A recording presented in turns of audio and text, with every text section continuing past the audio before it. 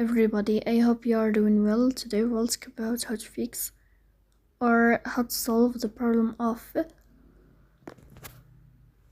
you don't have permission to access on the application of Google Meet. You will click on settings. Here in this page, you will go here to apps, default apps, app settings. In this page, you will go to this window of Google Meet and you will click. Here you will go to first stop and you will click OK. Then you will enter to storage.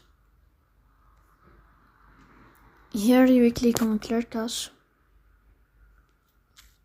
Then you will turn off your Wi-Fi and you will turn on your Wi-Fi again to fix that problem. So that's all. Don't forget to support us by like and subscribe.